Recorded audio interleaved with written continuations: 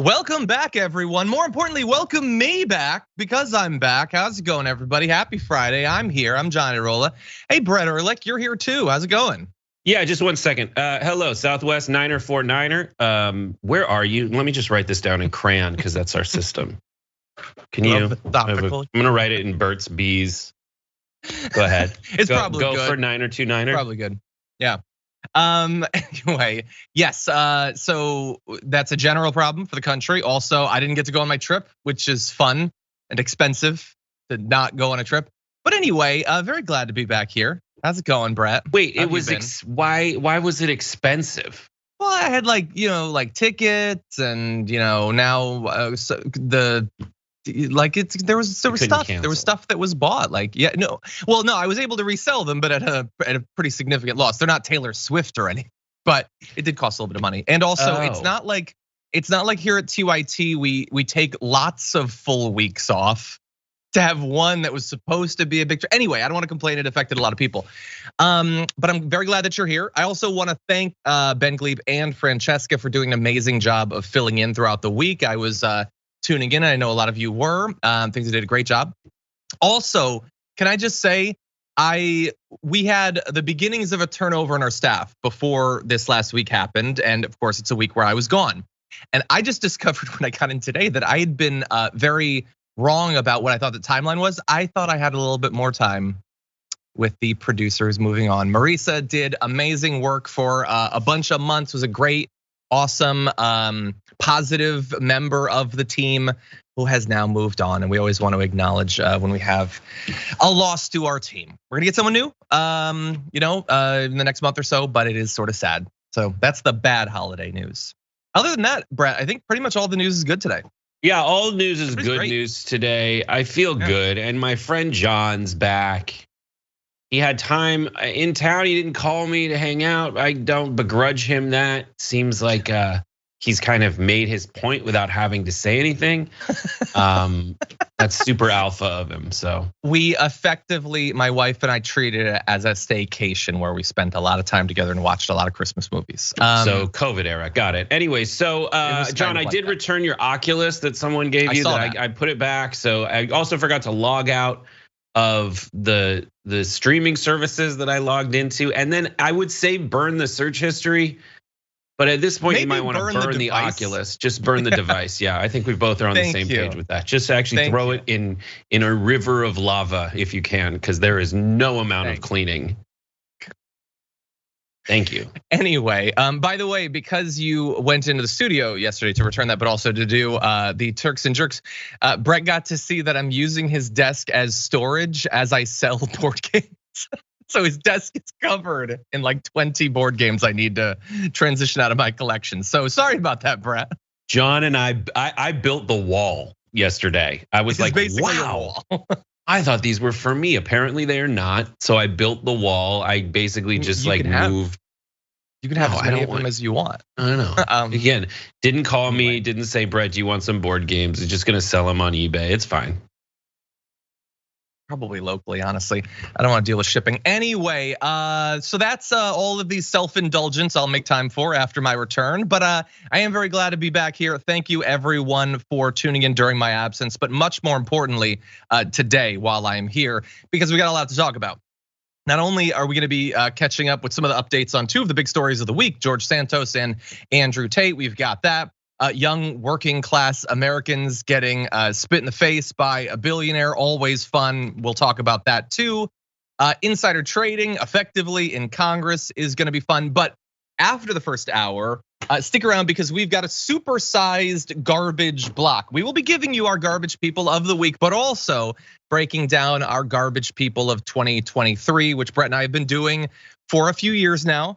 Maybe we'll take a little walk down memory lane and figure out who was the last couple of garbage people of the year. But anyway, with all that, please hit the like button, share the stream so that people know we're live and active. And if you want to send us any comments, tweets, or super chats, we'll respond as we go. Oh, I also want to say, I have already got my short list of garbage people of the year picked out, but I'm leaning towards our Blue Apron gift card member receiver of the day being someone who can remind me of a very deserving person that I hadn't thought of.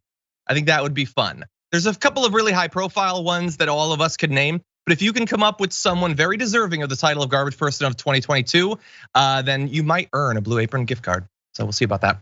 Chad, did you just further gamify the game? I'm trying to gamify literally everything, especially because I don't have a lot of time in my life to game.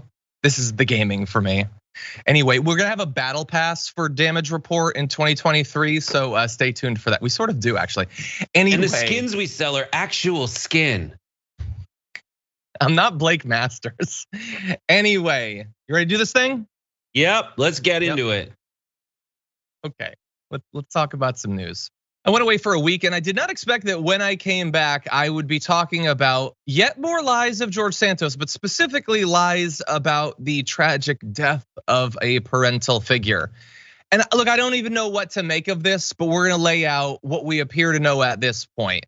The tweet that set off a lot of discussion was from George Santos back in 2021.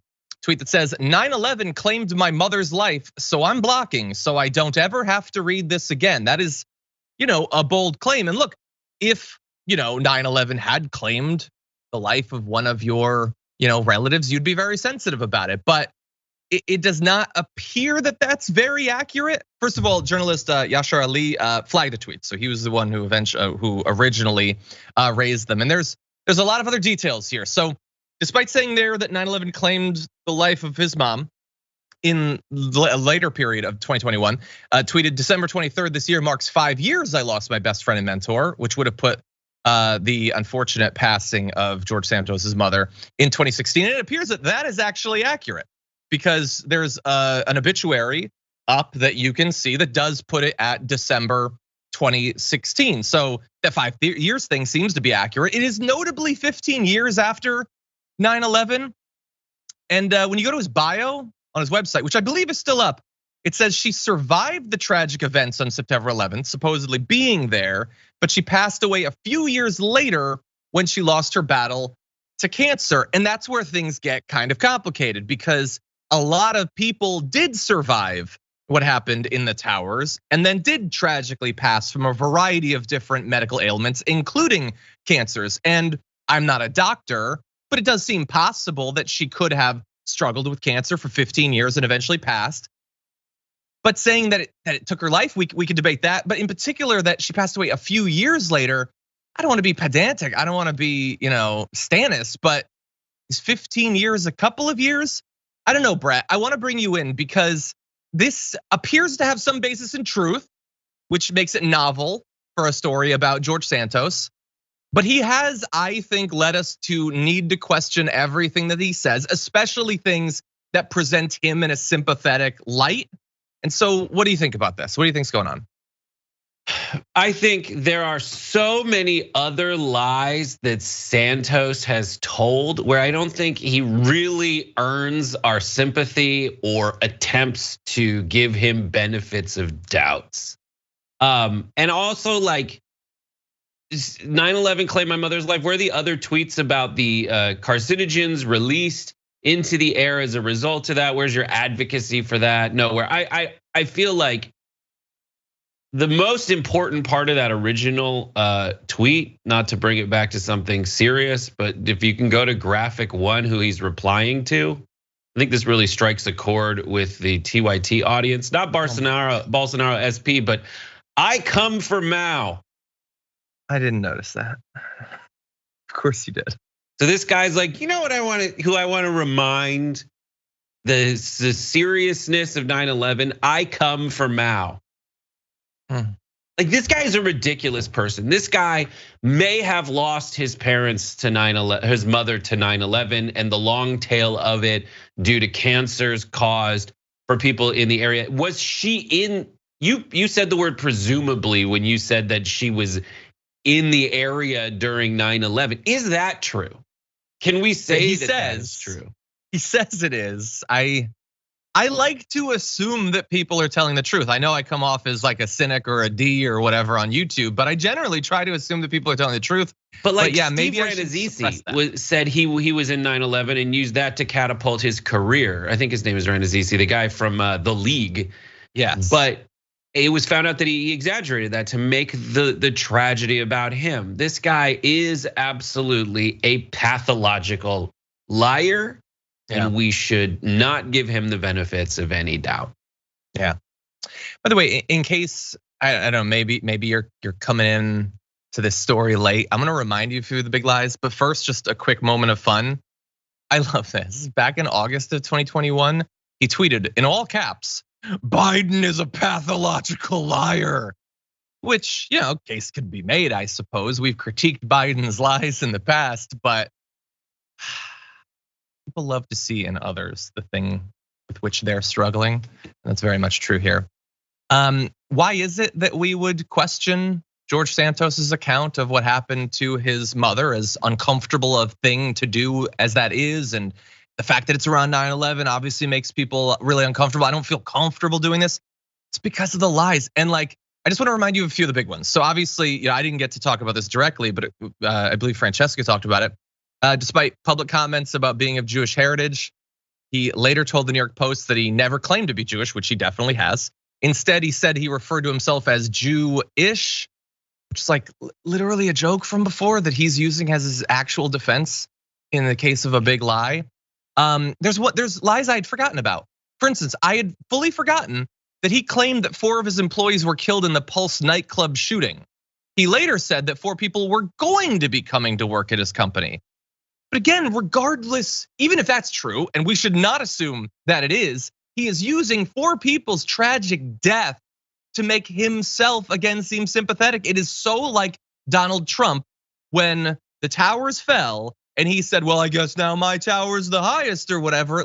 And then of course claiming that he helped out. It's trying to attach yourself to everything that happens in a way that benefits you. But then there's other lies that I didn't even know about until today. For instance, when his mother passed, according to a priest, they collected a bunch of money for the funeral and related expenses because according to George Santos, the mother didn't have any money and couldn't afford to deal with it. Remember, this is 5 years ago. And this is highly inconsistent with not only his own story of becoming a millionaire many years ago and working for all these places he didn't work for, but he says that she rose from absolutely nothing to be a top Wall Street CEO. So then why were you taking the donations because you desperately needed them because you had no money to do a funeral? Again, these are the sorts of things that I wouldn't want to ask about anyone, except he sort of has demanded it. And thankfully, at least, there is an investigation. Ann Donnelly, the DA of Nassau County, announced that they're going to be doing an investigation to numerous fabrications.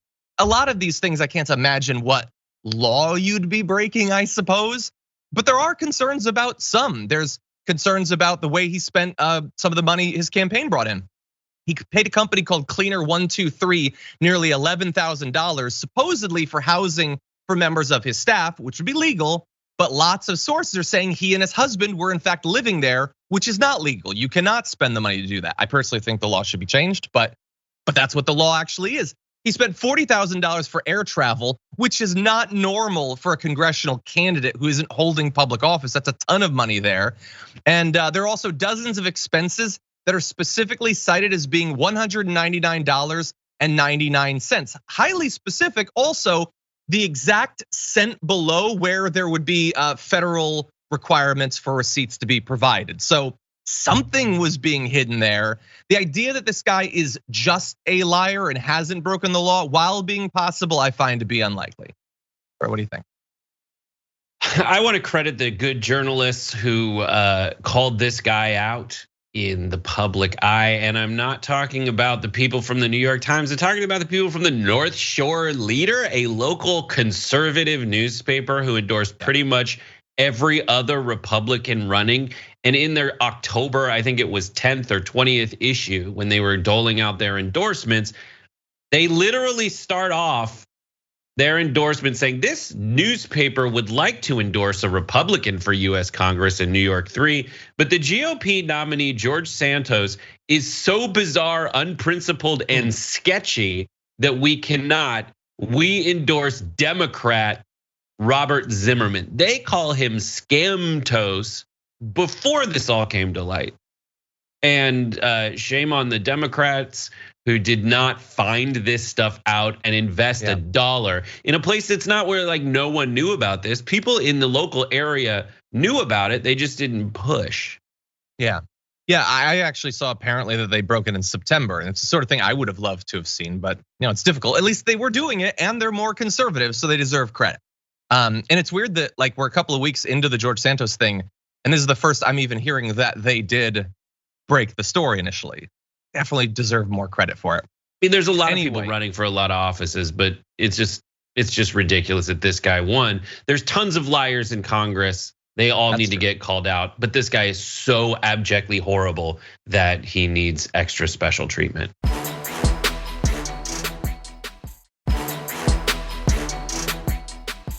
Okay, I want to jump into a little bit of fun. One of the reactions, an attempt to explain what we're seeing from George Santos. Let's go to this first video. Politicians do not believe they answer to a higher power. They're a reflection of an American society and culture that has abandoned any fear of God, any respect for God, any respect for our founding and the founding principles. This country was based on a fear and a respect and our rights coming from a higher power, from the Most High God. And we just don't have that anymore. So I was watching George Santos, and he doesn't feel like he answers to anybody.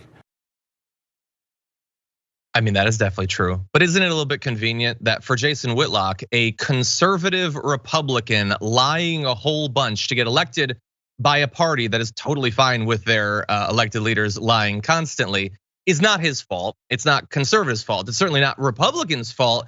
It's godless, it's atheists, I guess. It's the libs. He needs to bow down before a higher power. The dude is claiming to be a member of multiple religions. I feel like he's hyper-focused on religion. Why aren't you giving him credit for that, Jason Whitlock? But anyway, he has more to his theory. Let's jump into this. And he certainly doesn't answer to the American people. He thinks they're stupid. But there was a time, I've lived long enough, when a man's word actually meant something. A handshake, you make a promise, you stand on, but those times are long past. They certainly don't exist in politics. And so I would ask every man, woman, child, anybody listening, why we don't have a political problem in America. We have a spiritual problem. Our spiritual resolve has been broken, and that's why everybody's comfortable lying, seizing power by any means necessary. And this is on both sides. Men who believe in God are our only hope. That didn't seem to bother Tulsi at all, but none of it really did. She was just nodding along as if everything Jason Whitlock was saying was perfectly reasonable. It's one instance in which she was filling in for Tucker Carlson. It would have made a lot of sense for Tucker Carlson to be on there because his blank stare would have made sense considering what was being said by Jason Whitlock, where you can tell lies now because you're not afraid of God. It's a religious thing. It's not a political thing, which is convenient, especially for him to say. And here's why I say that. Let's go to this last clip.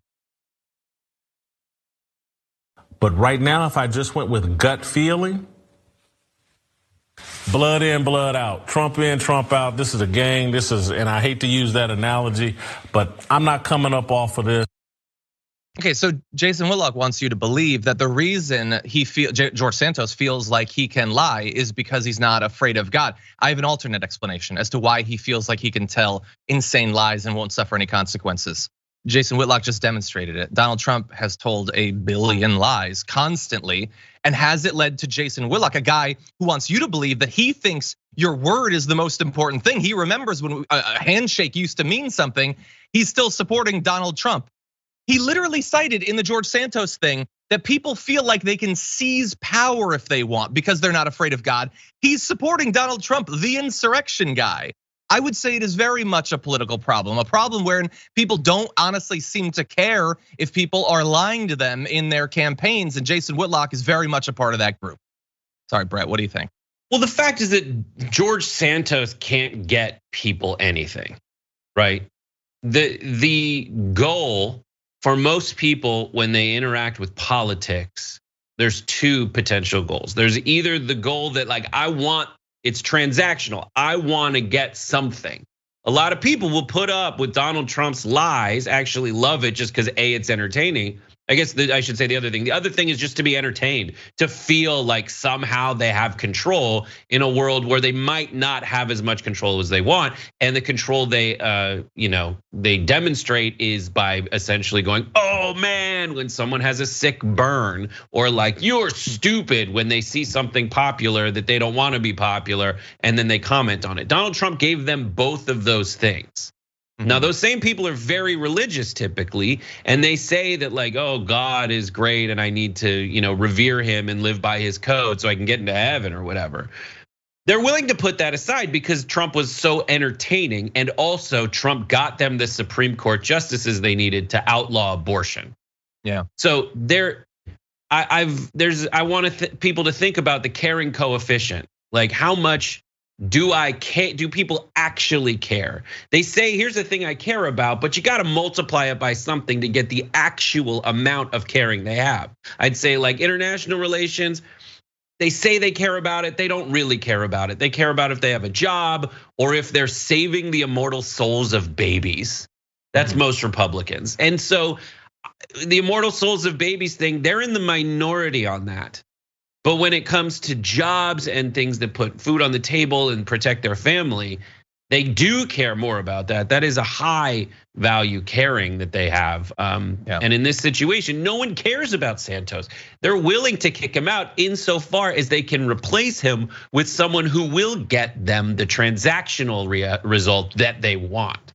If they can't, I want to at least see that. Then they don't. If they do that, that'll be worth something.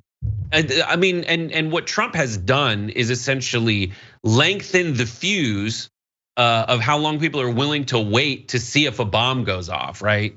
The Trump used to be, you got caught in a certain kind of scandal, you would have to apologize, you would have to resign. People used to do that, like Nixon resigned. Trump just didn't. And so people are willing to put up with it longer. So the looking around to see if this guy actually has to go anywhere just takes longer in a post-Trump era. Yeah, maybe. Well, let's talk briefly about one of the potential solutions to this. Representative Richie Torres has been a big critic of George Santos through this entire thing. Doesn't like that George Santos is still on track to hold his position despite all of these insane lies. And he believes he has a solution for it. And I want to debate it. So he tweeted, I am introducing a bill to require candidates to disclose under oath their employment, educational, and military history so we can punish candidates who lie to voters about their qualifications. It will be called the Stop Another Non-Truthful Office Seeker, the Santos Act. That one's mildly funny. I don't generally like when politicians contort words to produce the acronym, but that one's not bad. Anyway, he says if you lie about these specific things, then there could be some consequences, because right now there are not.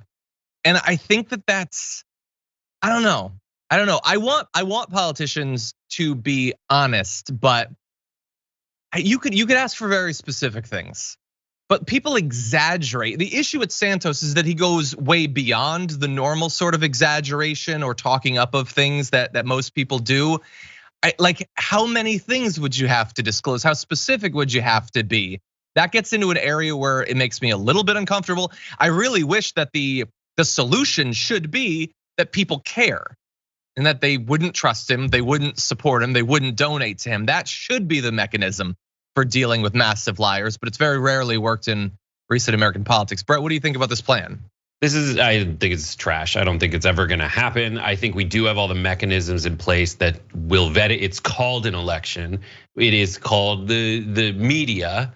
All the people out there should be able to access this information pretty accurately. And it is on, like, there's a process to see if people like it. And honestly, it's mostly jokingly, but like, this America, Jack, you're whoever you say you are. Go for it. That you're never gonna fully eliminate that instinct that I overstated, but I think it's weird to have basically they're saying there should be a law when it's their failures that led to this. And so I think also this is not gonna be, I think the conversation of America, if we're saying what 2022 was, it's the Trump is over party. And I think that the political calculus is gonna be to say, all right, none of the people in Congress are gonna open themselves up to some kind of like criminal penalty for exaggerating in a way that this very likely unenforceable act would create. Yeah, in the same way that a lot of the stuff about, like changes to campaign finance or term limits, like you have to get people who have benefited in the current system to support that.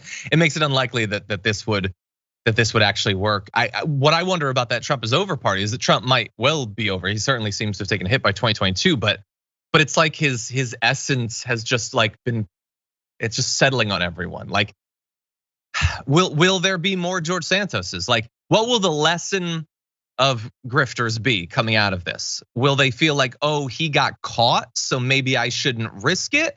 Or will others see that he's probably still gonna hold office and think, well, there's so many candidates running, they can't look into all of them. Why shouldn't I juice up my resume or whatever?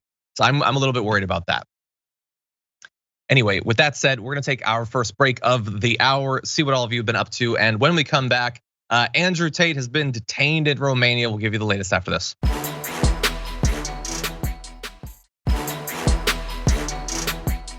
You can't tell me that like everyone with waves has them naturally.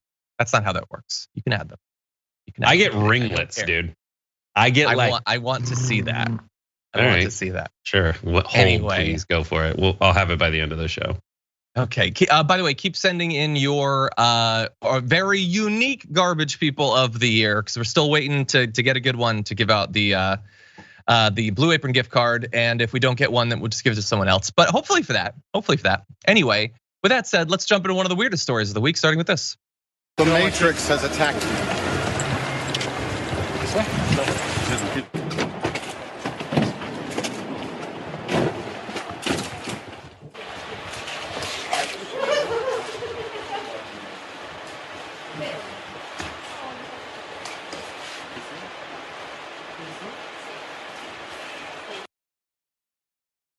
So that is Andrew Tate being detained in Romania, as well as a number of other people. And we're still sifting through the information, and he's making certain claims about it. We're gonna debate what exactly this might represent and what the authorities are saying is going on. But first, I believe we have a little bit more video.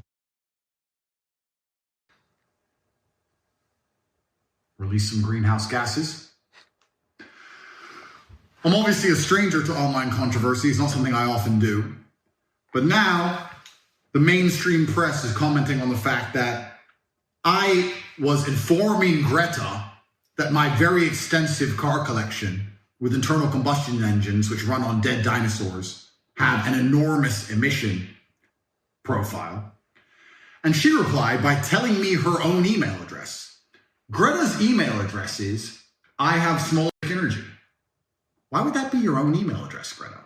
Strange. I mean, also, I don't want to assume her gender. It's 50-50, but it is what it is. I'm not actually mad at Greta.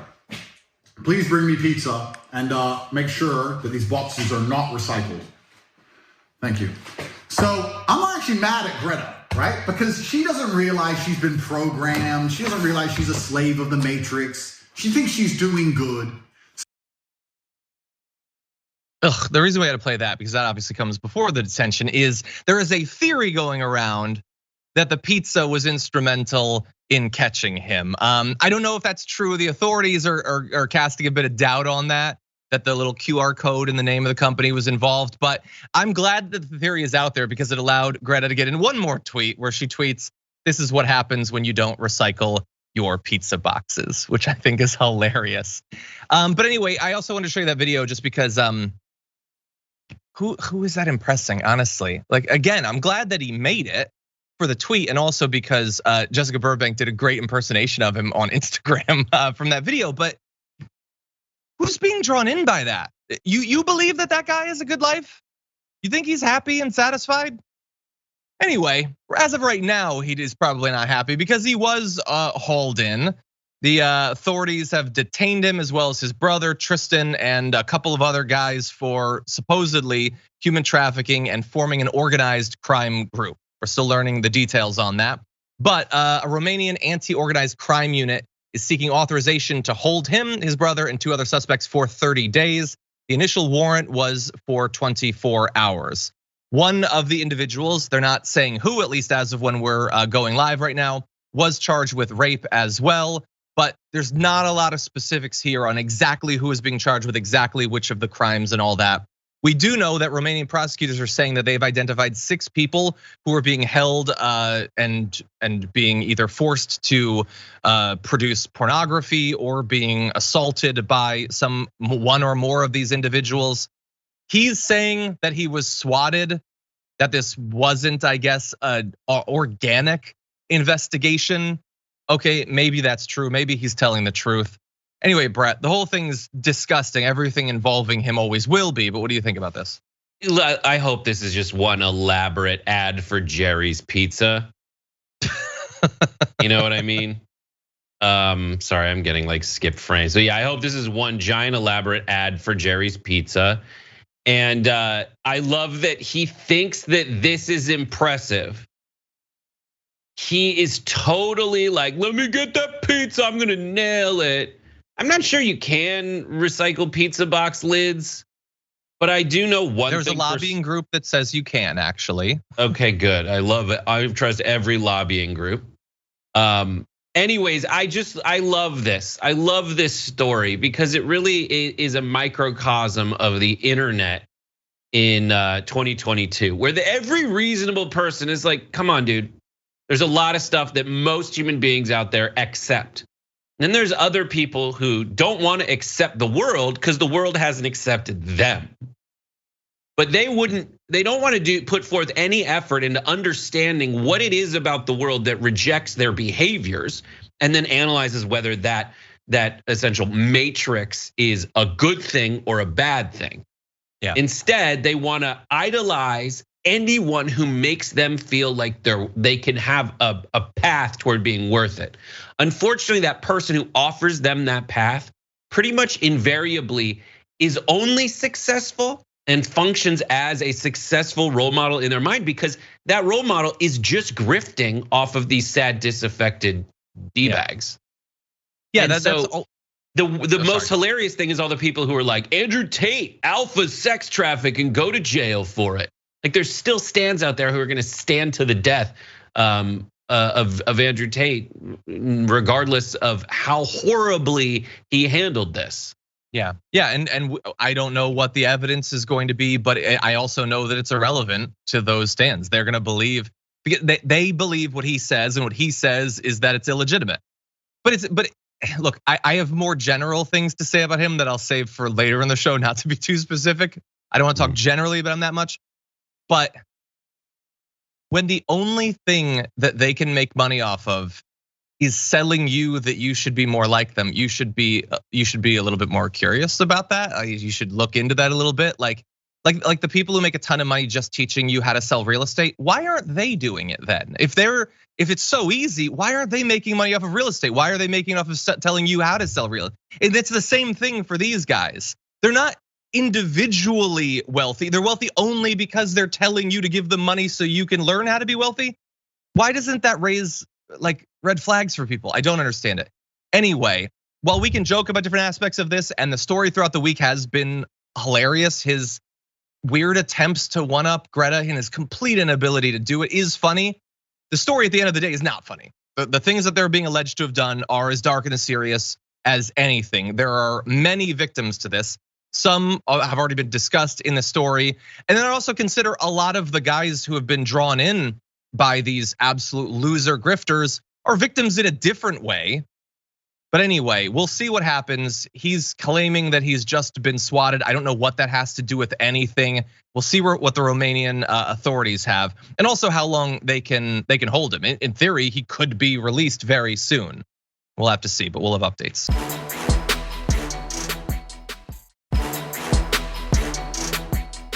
Okay, with that said, why don't we move to one more topic for now?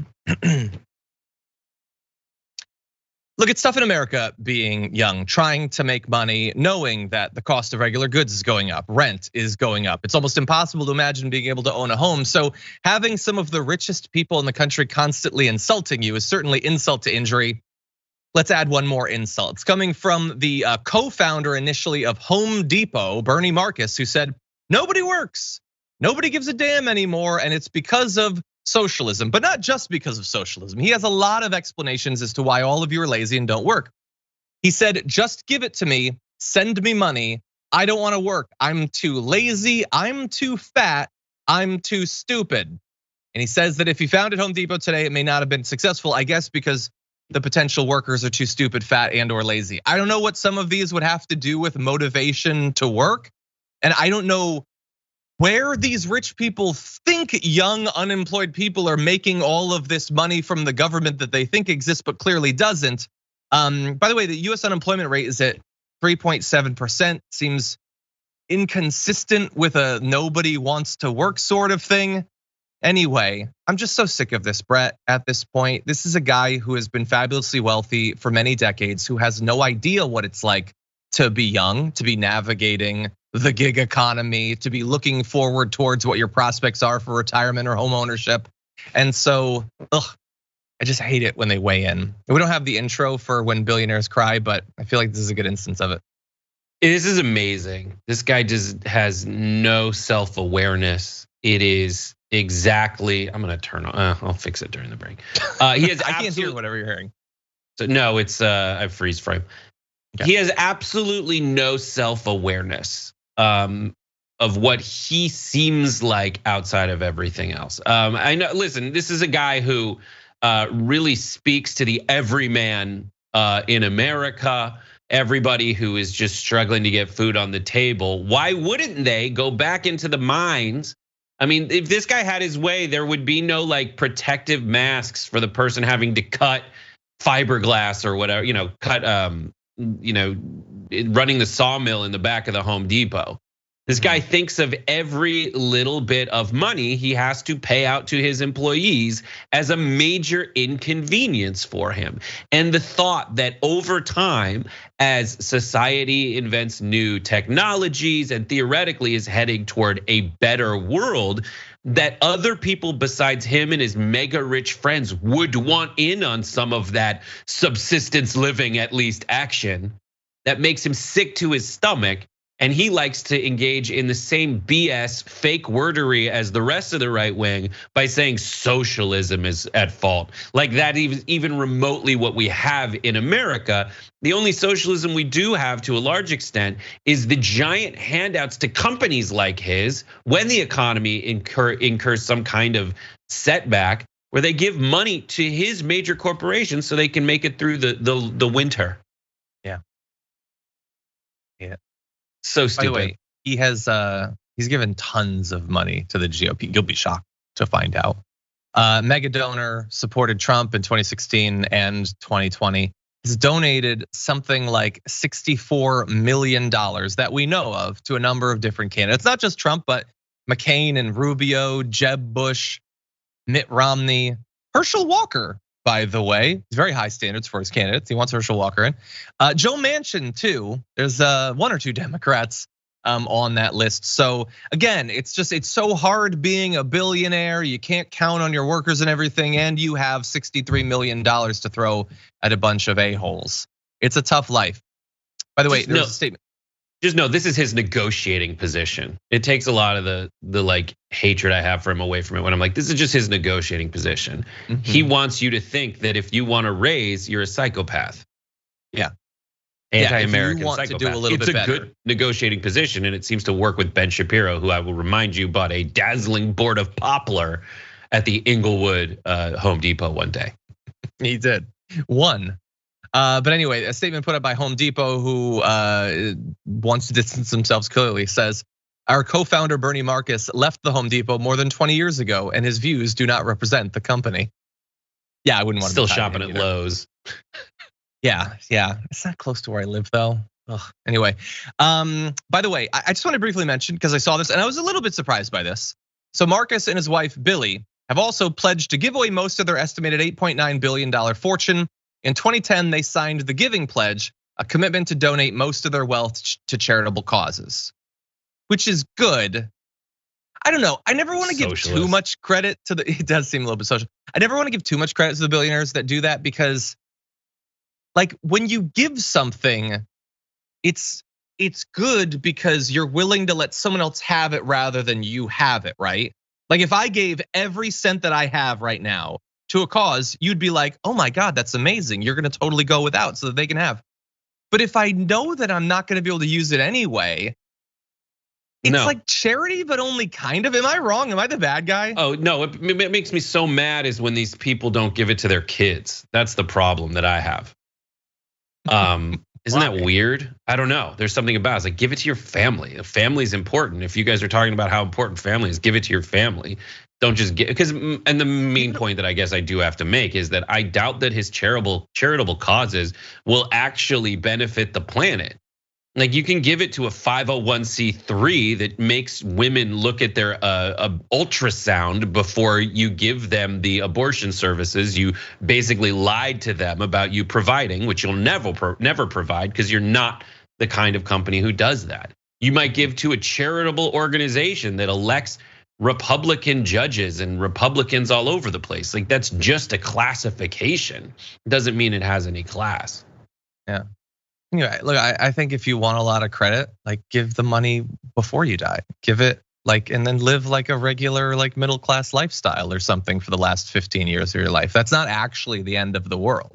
And also this guy who says no one wants to work at Home Depot has literally never been outside a Home Depot.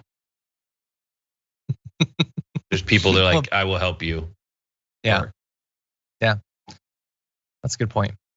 Anyway, with that said, we should probably take our last break of the hour. When we come back, we're gonna be diving into insider trading, which is gonna be continuing off into the foreseeable future. We'll give you the details after this.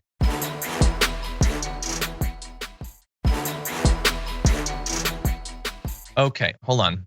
Lone Wolf says, Idarola's hair is the Men's Warehouse company cut, and I salute his bravery in these tough times. Nope. John's just showing up to take your daughter to homecoming in 1999. That's what John looks like. Is that? All right, I'm having more freeze frames. Let me switch cameras. Jesus. Anyway, okay, well with that, we're gonna jump into our news. One thing that is both bipartisan and enduring in Congress is insider trading. We're gonna get into this conversation and talk about the many people that have gamed the system this year, but I wanna remind you of one thing that happened not long ago. Take a look at this. Madam Speaker, the stock trade ban legislation, it's uniquely had broad bipartisan support, but we've been talking about this since February. Why has it taken 8 months? And given the fact that the media, including most recently the New York Times, launched an investigation citing 97 lawmakers in potential violation, with many of them failing to report under the Stock Act, should there be greater penalties in the legislation that you do put forward for people to be found in violation? Here's the thing, members have been working on this. Just because somebody introduces a bill doesn't mean it becomes the law of the land.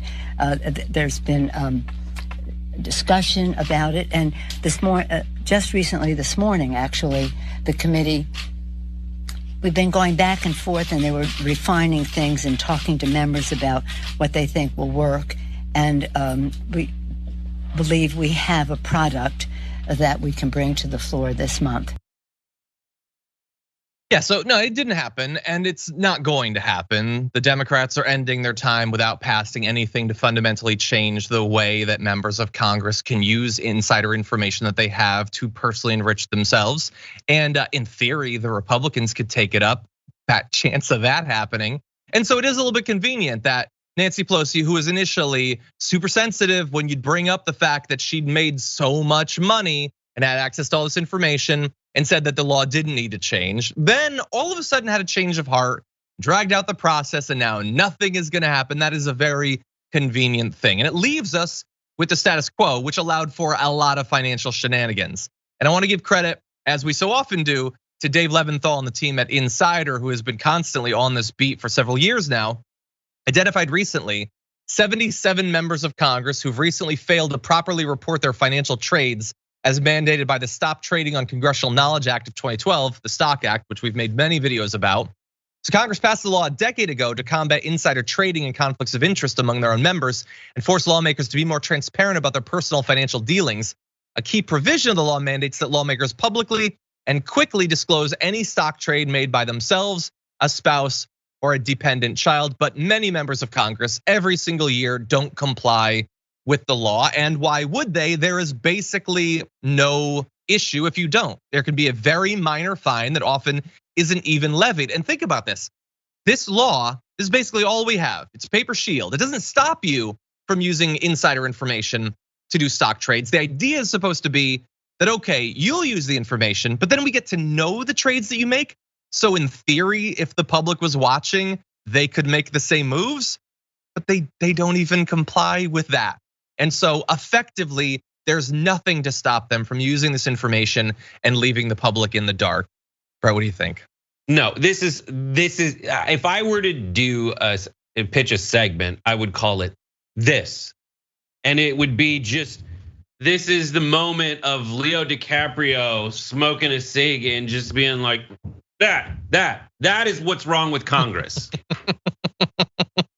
This is exactly what's corrupt. The fact that these fools are just being like, you know what? Honestly, there's nothing we could do.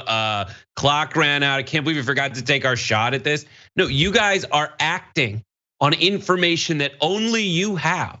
I say we completely shift this. We say, once you're elected, we're gonna give you $170,000 a year. That's your salary. And you know what? We're gonna put you on a bonus structure. We're gonna invest you largely in the economy of the United States of America, maybe the economy of your district. What did you do for your district to make your district's economy grow more? And we'll bonus you out. That's your dividend from the America Fund. I hate it. It's like, but I told you I cheated. That's their defense. Yeah. Well, we have to tell you if we cheat. No, how about we don't let you cheat? So at all. And again, we keep making this case, and I'm glad that there have been some elected representatives. AOC was on this beat for a while, pushing for, like, you have decided to go in and serve. That's the term that we used. You're gonna serve in Congress. It's service. It's not gain. I'm not gonna go gain in Congress. I mean, that's what they literally do, but the idea that there would be some restrictions on what you can do, that seems like the most reasonable thing in the world. And by the way, the attempts to change the law haven't even been, you can't invest at all. You can still invest, and you can do kind of a version of what Brett is talking about. You can do investments in mutual funds and things like that, things that track like whole sectors, all of that, whatever, you can do that. You just can't invest in specific companies. That's madness.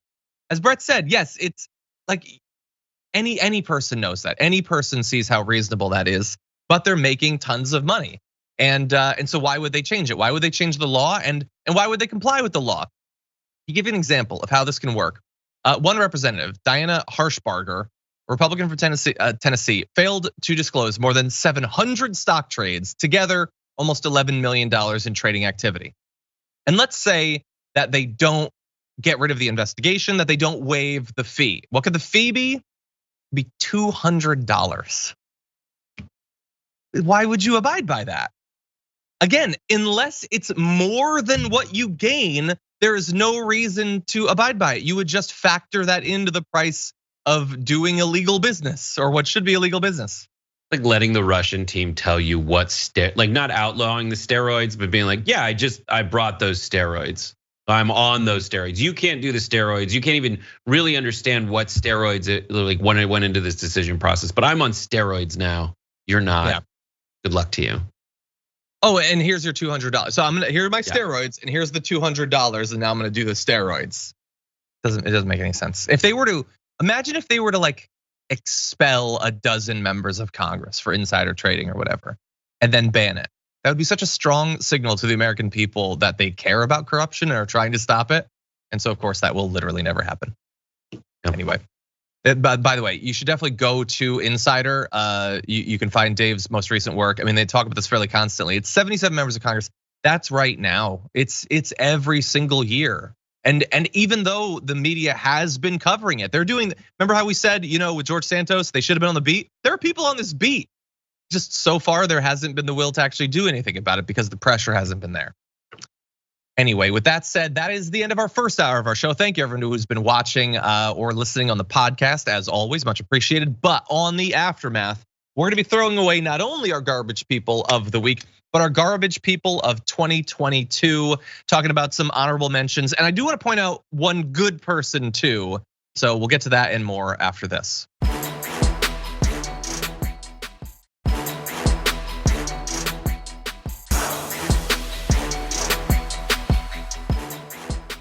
Thanks for listening to the full episode of The Damage Report. Support our work, listen ad-free, access members-only bonus content, and more by subscribing to Apple Podcasts at apple.co/TYT. I'm your host, John Adarola. I'll see you soon.